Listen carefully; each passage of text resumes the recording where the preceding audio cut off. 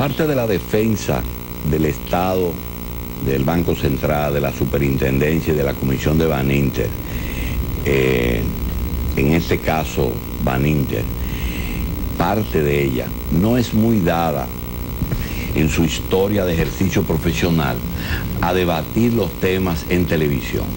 Sin embargo, primero, la magnitud del caso. Segundo, la forma en que la otra parte maneja el caso. Inclusive, no es un secreto que hay un programa de televisión que se dedica exclusivamente a eso. Hay un diario nacional que trabaja en eso. Hay otro diario gratuito, pero no se dedica demasiado a eso. De manera que es comprensible que las autoridades monetarias hayan tenido que optar por autorizar a su defensa, se llama defensa del patrimonio público, o al sector que acusa, a ir a medios de comunicación. Vamos a conversar con uno de los abogados del Banco Central, del Estado Dominicano, de la Superintendencia y de la Comisión de Baninter, que a su vez se dividen las barras porque cada institución tiene 2 o 3 abogados. Se trata del profesor Carlos Salcedo, Carlos Ramón Salcedo y Camacho, tiene nombre cibaeño entero, y el doctor Pichardo. Le damos las gracias porque el doctor Pichardo es debutante aquí en la revista, ya el doctor Salcedo es un pitcher veterano. Nosotros quisiéramos pedirles a ustedes que nos cuenten el proceso, la altura que está, las cosas que ustedes quieren que sepan, pero yo quiero pedirles por favor que cubran algunas interrogantes que tenemos nosotros y que quizá mucha gente la pregunta en la calle. Primero, a pesar de que para circunscribir el caso y que no se haga una dilución eterna, se van a circunscribir a todo aquello que está en instrucción con el nuevo nombre que ustedes le tienen, lo que era instrucción en el pasado.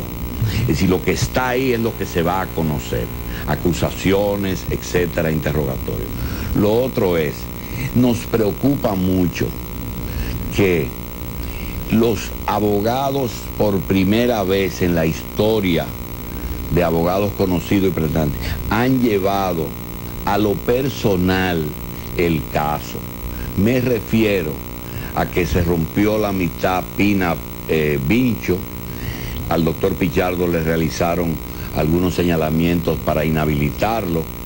En fin, usted, doctor Salcedo, que no ha sido todavía señalado, excepto en el caso de que ha sido abogado que le ha dado continuidad al proceso en los 2 gobiernos. ¿Cómo ve el tema de llevar a lo personal el asunto de Baninter? Mire, don Julito, muchísimas gracias. Lo primero es que nosotros tenemos que ver toda litis como un asunto de representación profesional, única y exclusivamente.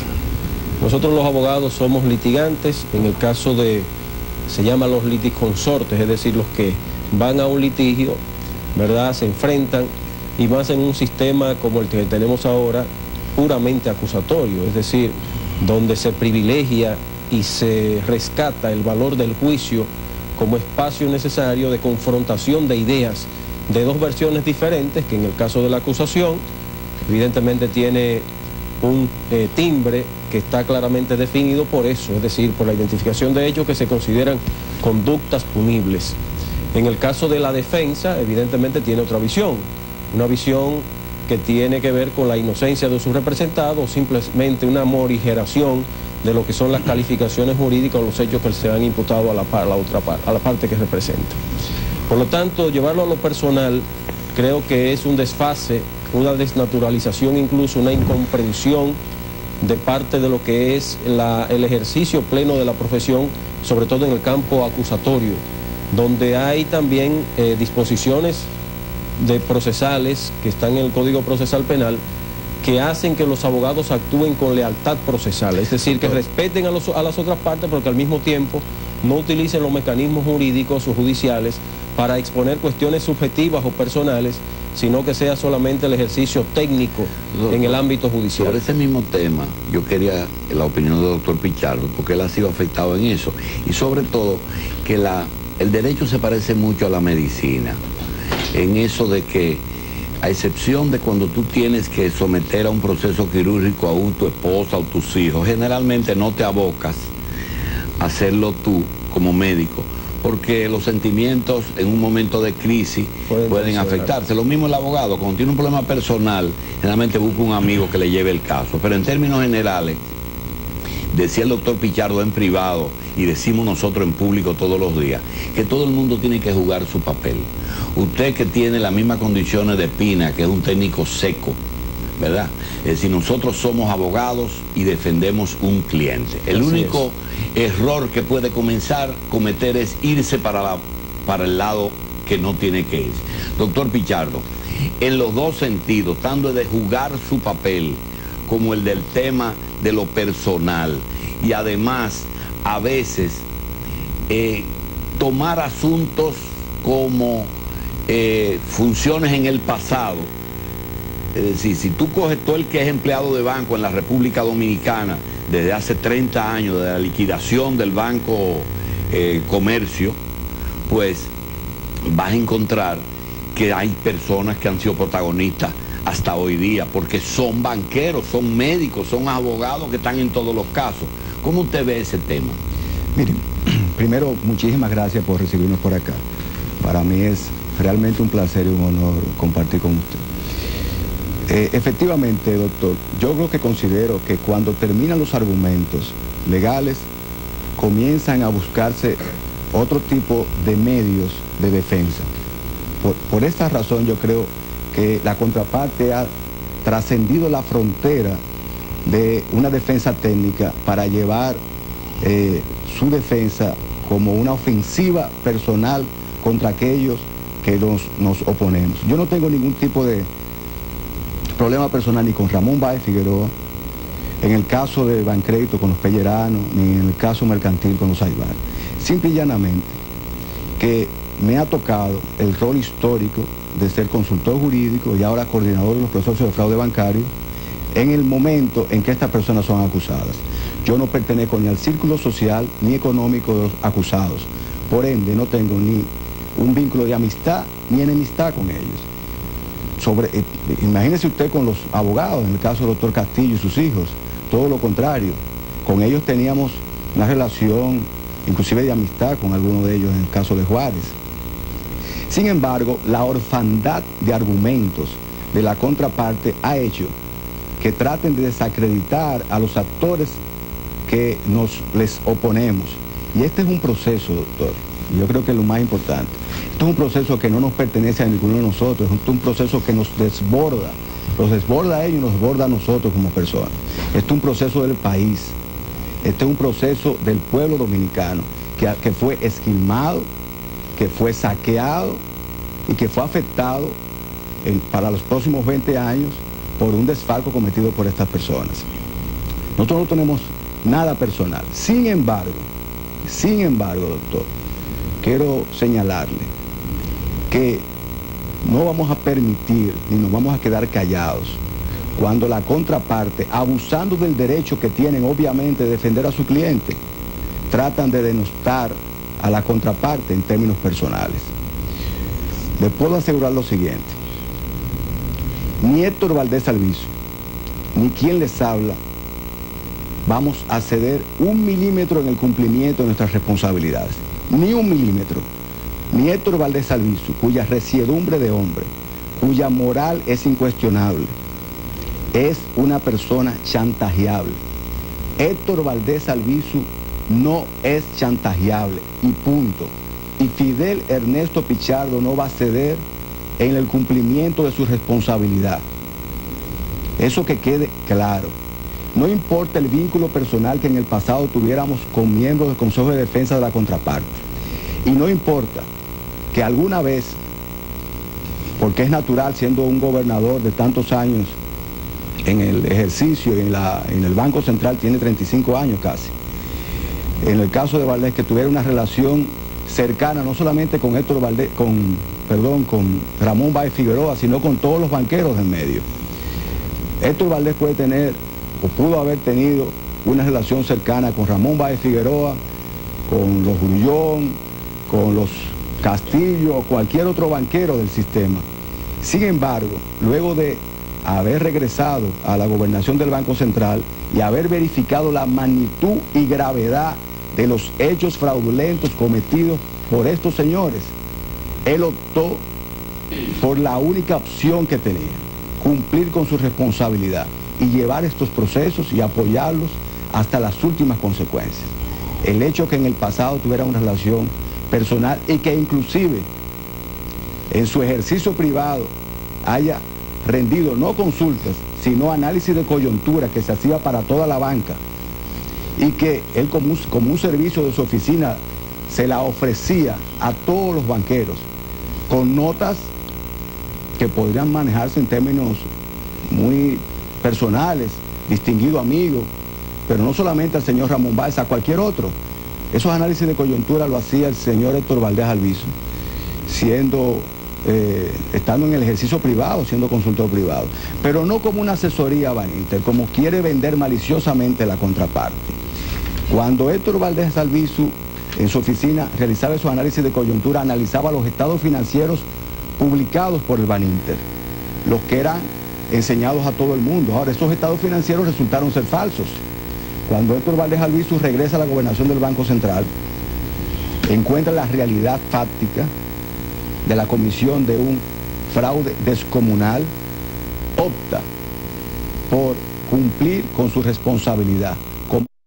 Mire, doctor, yo quiero añadir a todo eso que ha dicho Fidel, lo cual comparto evidentemente, que esa campaña ha llegado de tratar de denostar personalmente a quienes representan al Banco Central en esta oportunidad, a la autoridad monetaria en sentido general, porque al superintendente también le ha tocado evidentemente una cantidad de epítetos, de adjetivos y de todo tipo de calificativos también. Pero eso lo ha sufrido también el Consejo de Defensa en su oportunidad, muchísimas veces, el Consejo de Defensa de la autoridad monetaria y el propio Baninter.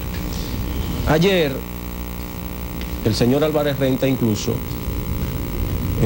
lloraba prácticamente, diríamos lloraba en términos figurados, el hecho de que se le esté supuestamente atacando a su familia. Y él ponía en su boca precisamente expresiones que no voy a repetir en contra del gobernador del Banco Central. Y lo veía como un asunto personal. Incluso también contra el doctor Fidel Pichardo. Y decía que a su familia le estaban atacando, que eso era un asunto, bueno, de toda naturaleza, y que él no podía permitir eso, y que el gobernador y Fidel Pichardo se la verían con él, algo así. No recuerdo exactamente las palabras textuales, pero en el contexto es ese. Si alguien ha puesto a la familia en este juego, es el señor Álvarez Renta, quien puso troz y dineros en manos de la familia o favoreciendo a la familia, fue Luis Álvarez Renta. Bien. Y fue el hijo de Álvarez Renta en Nueva York, en una moción, que frente a la petición que está haciendo el Consejo de Defensa del Banco, específicamente de la Comisión de Liquidación en Miami, pidiendo los bienes y recursos que Álvarez Renta debe de entregar, que presentó una moción en Nueva York, que dijo que no podía justificar los dineros que tenía, que le preguntaran a su papá, el papá de Luis Álvarez Rivera, ¿verdad? Es Luis Álvarez Renta. Es decir, que es Luis Álvarez Renta quien ha puesto en manos de sus familiares, de sus ex esposas, bienes, etcétera, etcétera, que no tienen ellos cómo explicarlos y que van a tener que entregarlos porque lógicamente Luis Álvarez Renta lo puso en la mano de ellos cuando son bienes que efectivamente provienen. Y que es la función de ustedes. Claro. Que es la función nuestra, profesional. Ahora, estamos cumpliéndola. Nosotros tenemos, antes de hacer esta pregunta, que es de advertirle que la revista 110, por el hecho de estar en un canal que a la postre se puede demostrar que en el pasado fue mantenido, subsidiado y pagado por el Banco Central de la República durante, digamos, el año del gobierno pasado, ahora afortunadamente se autofinancia. No es un vocero ni del Banco Central ni del gobierno, el canal. En el caso personal, la revista, contrariamente a que la sociedad dominicana ha sido dividida en buenos y malos, y nosotros siempre estamos de parte de los malos, y los buenos están en otro lugar, quisiéramos expresarle una serie de inquietudes, pero vamos, para no perder demasiado tiempo, a vaciárselas en una sola pregunta, porque entendemos que hay una cosa que es de fondo y una cosa que es de forma. El fondo, ya la parte que defiende a Báez Figueroa ha reconocido que lo único que quiere es que acusen a su gente solo de la violación de la ley monetaria. Supongo que ellos como abogados no hay que recordarles que esa ley es suficiente, la violación, para una condena dura, pero no es la labor de él, supongo que lo sabe. En cuanto al lavado, le preocupa porque todo el mundo sabe que el lavado era necesario para dos cosas más que el gobierno pasado tenía y que este no. Yo entonces quiero preguntarle lo siguiente: aunque un crimen no tiene partido político, la forma en que se maneja ese crimen desde los ministerios públicos, que es el primer paso, y sobre todo en aquella época, puede tener un contenido político, es decir, político preso o preso político. Segundo, en principio la parte de Vincho Castillo entendía que al venir un gobierno diferente procedía a cambiar toda la barra que defiende el Banco Central. El gobierno entendía que no, excepto un abogado, por razones de delicadeza. Tercero, las auditorías que están validando son las que hicieron en el pasado, más una que está en proceso de rectificación y todavía le falta algo. Tercero, luce que la fuerza con que se está llevando este caso es mayor que aquella que ejercieron los que tomaron la medida, elemento que yo entiendo que es debido a lo personal. Entonces, en aquello de que se va a unificar todo basado en la instrucción, se dice que eso era porque Malcún e Hipólito Mejía no quieren involucrarlo en eso. Al no ser en ese caso, ellos quedan fuera. Pero también se dice que el objetivo es agilizar el proceso, porque se puede diluir en un proceso interminable. En todas esas diferentes temas, doctor Pichardo, ¿cómo usted visualiza un proceso tan complejo, tan difícil, sin precedente, que además tuvo el agravante de que se cambió el código procesal en medio del proceso, cambió el gobierno? Es decir, yo creo que debemos de hacer un poco de justicia norteamericana, es decir, que las partes entiendan lo que se está ventilando. Ok, vamos a ponerlo por parte. Primero, ¿por qué ratificamos los abogados? Simple, una razón de tipo pecuniaria. Ya habían cobrado todos sus honorarios por adelantado. Entonces, nosotros como consultor jurídico teníamos el deber de presentar nuestra opinión a la Junta Monetaria en ese sentido. Dijimos, bueno, pero si ya cobraron todos sus honorarios, ratifiquémoslo. Pero por una segunda razón mucho más importante. Por lo siguiente: los que tienen el conocimiento pleno, que tenían el conocimiento pleno del caso, eran precisamente estos abogados. Y la tercera razón es la siguiente: ¿quiénes componen este Consejo de Defensa? Ramón Pina Acevedo, maestro y decano del derecho dominicano, uno de los mejores abogados, quizás el mejor del siglo pasado. Antañán Pérez Méndez, profesor de muchas generaciones de abogados y brillante abogado, profesor de todos nosotros. Y del lado más joven, Carlos Salcedo, José Lorenzo Fermín brillantes abogados, excepcionales juristas de una nueva generación. Además integramos al doctor Teobaldo Durán, que fue Ministerio Público durante más de 10 años, y a Manuel Sierra en la barra de la defensa. Y sumamos al licenciado Francisco Álvarez Valdés, experto en asuntos bancarios, por esa condición, fortaleciendo a la defensa. Esas son las razones fácticas de la ratificación. Ahora bien, doctor Jacín, ¿cuál es el problema en el caso Baninter? ¿Cuál realmente es el problema? Yo no tengo mucha experiencia en esto de la televisión, yo quisiera que me enfocara en este cuadrito acá.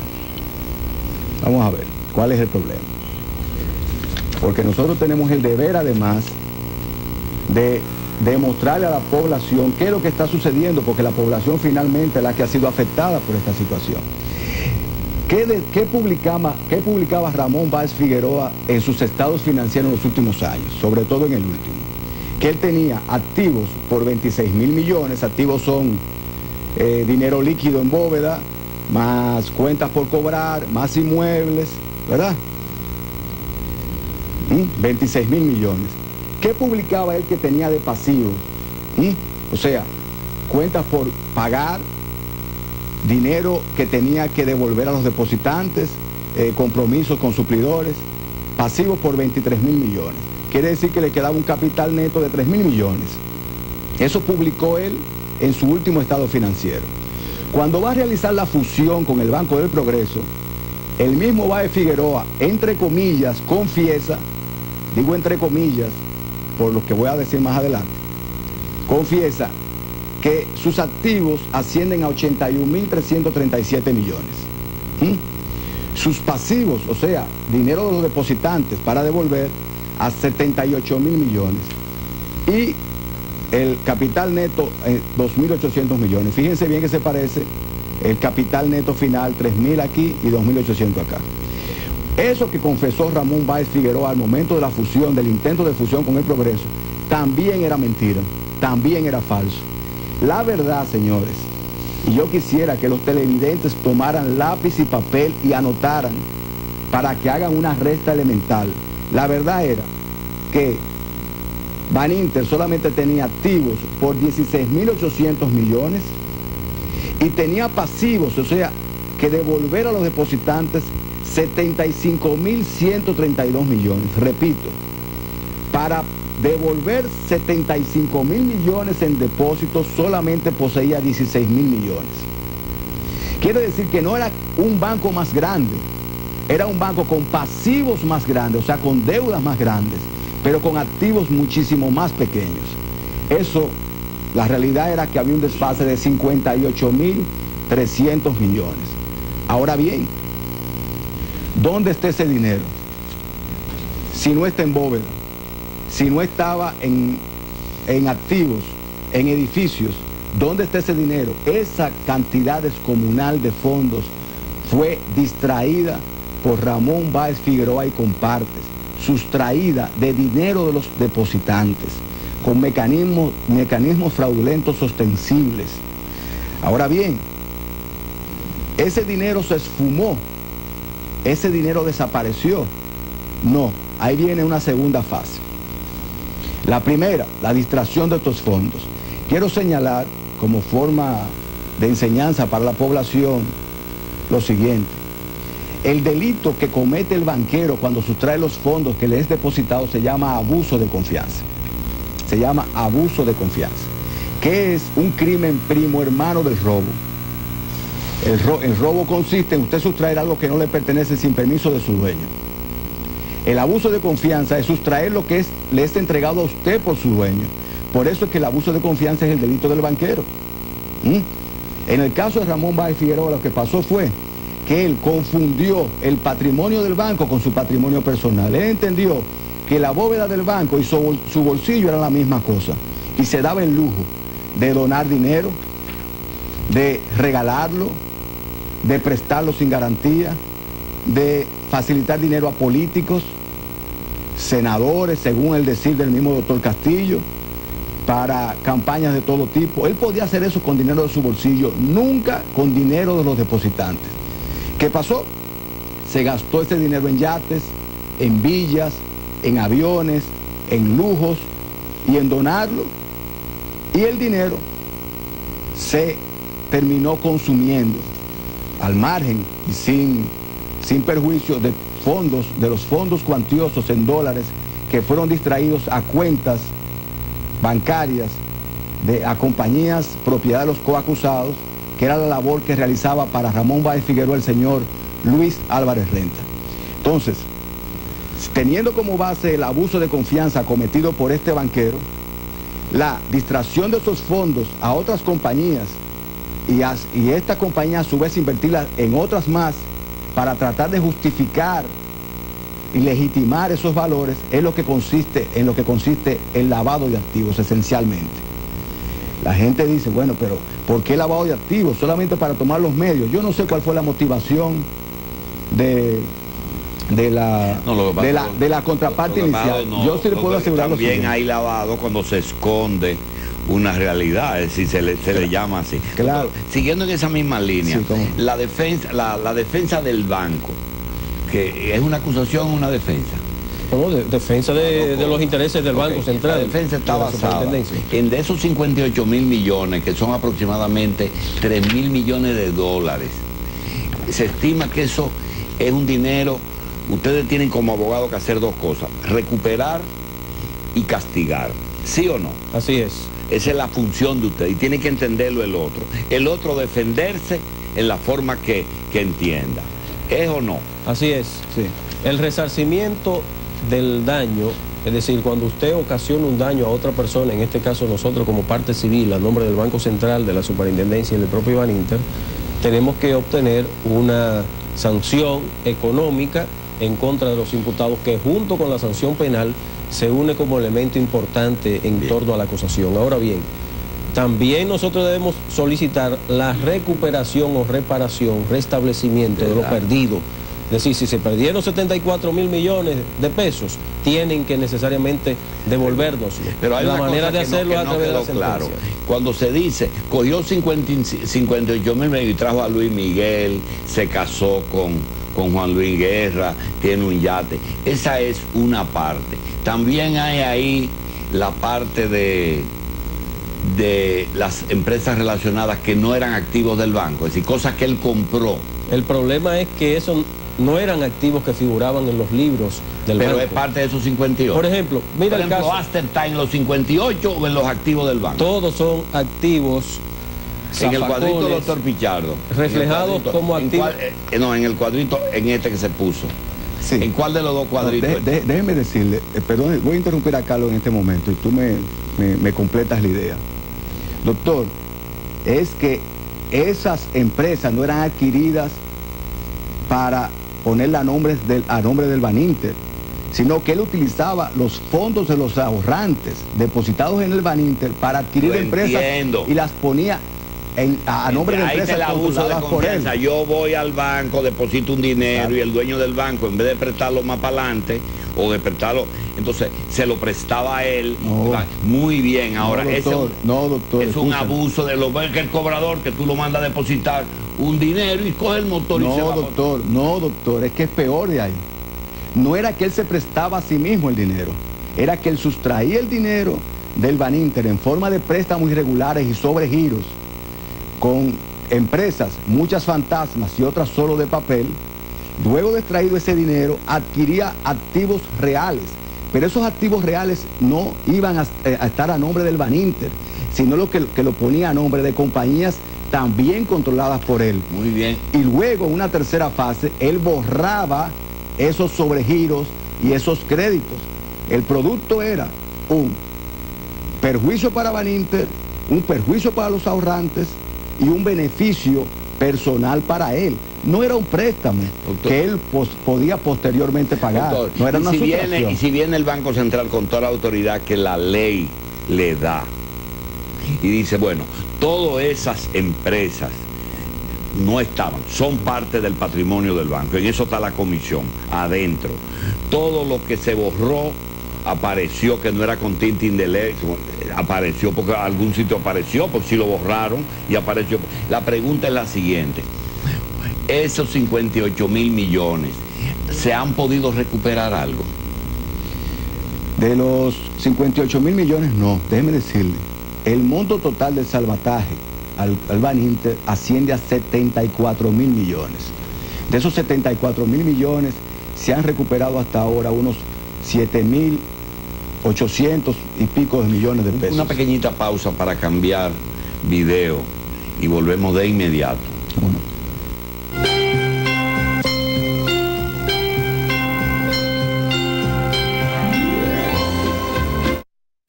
Que el salvataje completo fue de 74 mil millones. Porque yo decía que era de 81 mil, ellos mismos decían, no, es 81. No, 81 mil millones decía ellos que era, con el capital. Que era el activo que tenía el banco. Eso era falso, realmente el banco solamente tenía activos por 16 mil millones y pasivos por 75 mil, ¿verdad? Entonces, el salvataje completo, ¿cuánto tuvo que aportar el Estado Dominicano, el Banco Central? 74 mil millones. De esos 74 mil millones se han recuperado 7.800 millones de pesos. Y hay perspectiva de recuperación de 6 mil millones más. Quiere decir que se van a recuperar alrededor de casi 14 mil millones. Si usted le resta a 74 mil, 14 que se van a recuperar, el desfase finalmente va a ser de unos entre 58 mil a 60 mil millones de pesos, que no van a ser recuperados nunca. Doctor Salcedo, la acusación de Álvarez Renta es ser el autor intelectual del subterfugio que guardó, escondió, borró, o es porque era testaferro de la zona franca. No, él está acusado de lavado de activos, es decir, de ser la persona... El hecho real que produce eso. El hecho real. Sí. Bueno, usted tomar los recursos que han sido distraídos de Baninter en coordinación, en combinación dolosa con los demás imputados, en este caso particular de Ramón Báez Figueroa y de Marcos Báez Coco, Vivianolano de Castillo, Jesús María Troncoso, para, utilizando la persona suya y sus empresas, poder esos fondos, llevarlos a sus cuentas personales y al mismo tiempo con esos fondos adquirir patrimonios particulares, ponerlo en trusts familiares y al mismo tiempo esos fondos también repartirlo con los demás imputados, quienes adquirían con esto propiedades diversas, que ya hemos dicho. ¿Cómo se resolvió el problema de la zona franca, que ya hay patrimonio en manos de particulares? Déjeme decirle, el tema de las tiendas de zona franca es un tema que está ahora mismo en el proceso de fondo del caso Baninter. ¿Aquí? No, ahora mismo, parte del proceso y de los esquemas fraudulentos contra los imputados es precisamente la adquisición de esas tiendas y la distracción de fondos del Baninter para nutrir dichas tiendas. Eso va a ser discutido en el tribunal en los próximos días cuando se comiencen a presentar las pruebas documentales. Pero en esa misma juicio. Y pruebas testimoniales en ese mismo juicio. ¿Y es lo mismo de Miami? No, lo de Miami es una persecución de los bienes distraídos a través de dos bancos. Luis Álvarez Renta supuestamente se encargaba de pagar deudas del Baninter, el primer banco que utiliza a un particular para pagar deudas con su banca corresponsal. Realmente él no pagaba ninguna deuda del Baninter. Él tomaba el dinero con esa excusa y lo distraía a cuentas particulares y de ahí a cuentas controladas por él y por Ramón Báez Figueroa. Por eso fue condenado en Estados Unidos. Con el acuerdo de cooperación interbancario que hay entre Estados Unidos y República Dominicana, se ha detectado dinero de Báez de los 3.000 millones en bancos americanos, de una cantidad que valga la pena señalar. En este momento se está tratando de ejecutar la sentencia de 176 millones de dólares en Estados Unidos. Obviamente quien lava el dinero no tiene esos fondos depositados en cuentas a su nombre, sino a nombre de diversas empresas. En Estados Unidos lo que se está haciendo es que nuestros abogados están persiguiendo esos fondos en manos de quien se encuentren.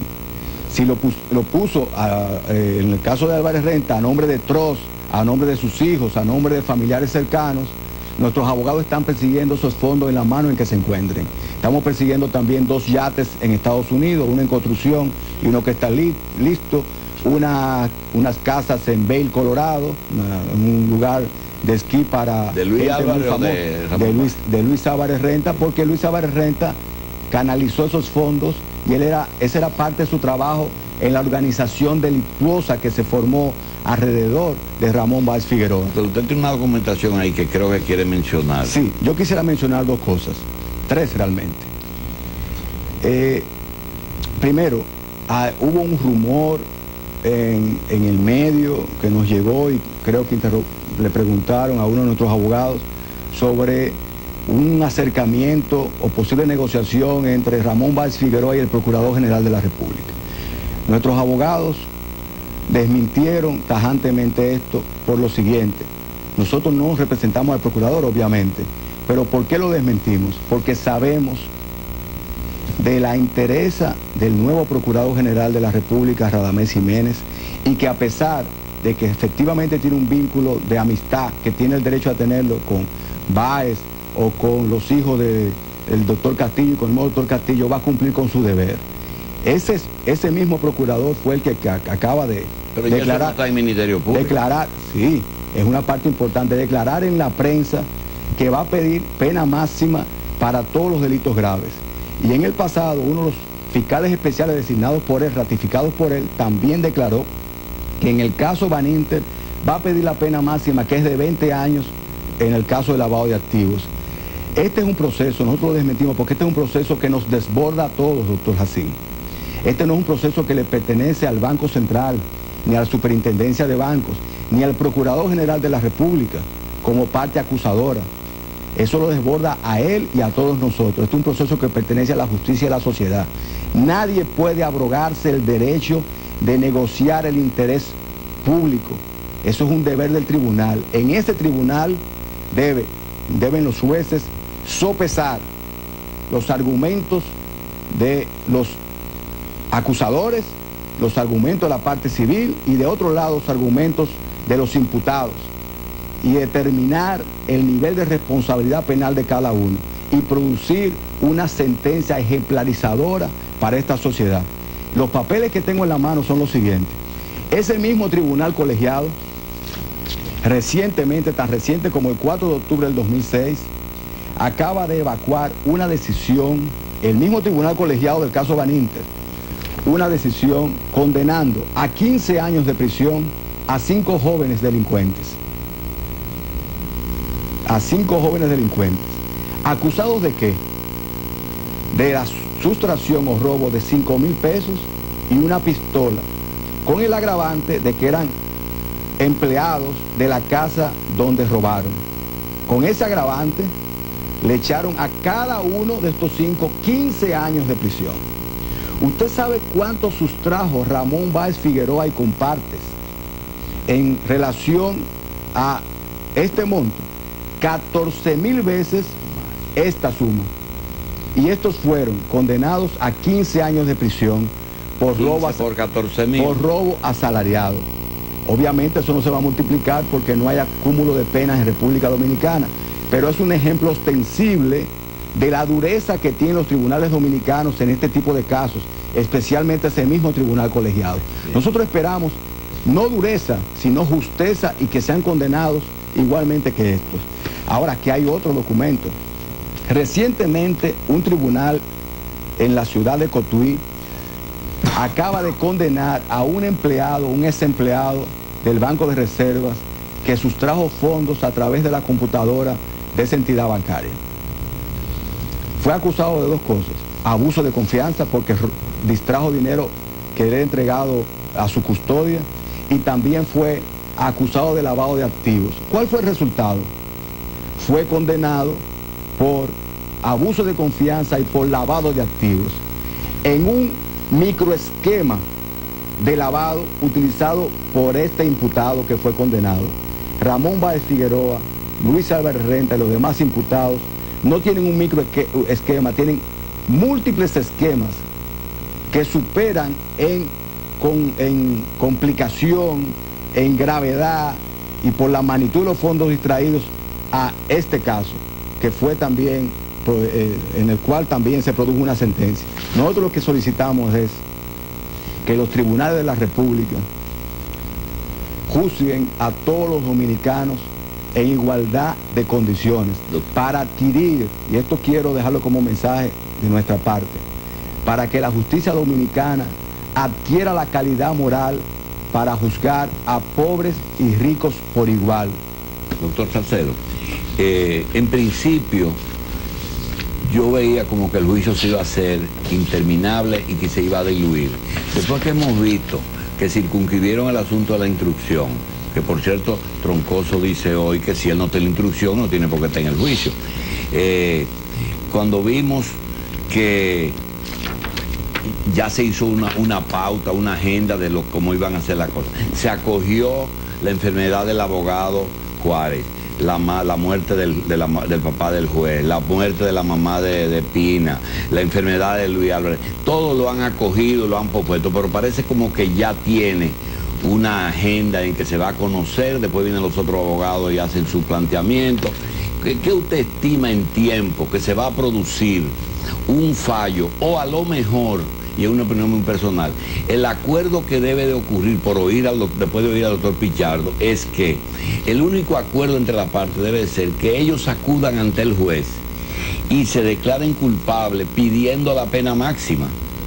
Porque si el expediente es invariable, si la defensa no va a minorar esa pena, si los ministerios públicos tienen que defender el patrimonio del Estado, porque el Ministerio Público en esta parte está de parte del Estado y eso no es un secreto, si los jueces son capaces y están entrenados para asuntos de fraude bancario y hay un antecedente de Bancrédito, ¿por qué ellos no van y dicen, mira, son 20 años, ya yo tengo uno que se quede con 19 años? ¿Usted cree que eso es posible? No es posible en la forma que usted lo plantea, porque ciertamente el Código Procesal no ahorraría muchísimo con los actores civiles, pero ya el gobernador del Banco Central, la Superintendencia de Bancos y Baninter han expresado que la decisión tiene que estar en manos de los tribunales. Pero además, no basta que incluso se llegue a un acuerdo parcial. Tiene que el tribunal homologarlo, porque hay que necesariamente hacerle un juicio a esas pruebas presentadas. Reconociendo incluso los hechos, el juez tiene que sancionar, pero tiene que haber un juicio precisamente para poder sancionar o castigar adecuadamente. Aunque las partes reconozcan, el tribunal tiene que evaluar necesariamente las pruebas y las consideraciones jurídicas y las tipificaciones jurídicas que hayan ahí para poder determinar finalmente si puede homologar o no, aún en el caso del reconocimiento particular de cualquiera de los imputados. Pero lo que quiero significar en este caso, doctor, es que ciertamente hemos tenido una larga espera durante este proceso. Ha sido largo, tortuoso durante todo este trayecto haber llegado a la etapa incluso en la que nos encontramos. Ya ayer terminaron de declarar, comenzaron incluso, ya se anunció las declaraciones de cada uno de los imputados, una vez terminados los reparos y los discursos de apertura de cada uno de los imputados, es decir, de la representación técnica de los abogados de cada uno de los imputados. Hoy, a las 10 de la mañana, continuamos el juicio, ¿con qué? Con la declaración que ya ha anunciado de Luis Álvarez Renta y de Vivian Lugano de Castillo. Los demás imputados han hecho uso del derecho constitucional y de que le da el Código Procesal Penal de abstenerse de declarar, salvo hacerlo durante el proceso, que también lo pueden hacer. Yo creo que el mensaje más grande que podemos dar, don Julio, retomando un poco sus preguntas originarias, el Banco Central, la Superintendencia y Baninter no tienen un interés particular de sancionar o de perseguir a los imputados de manera individual.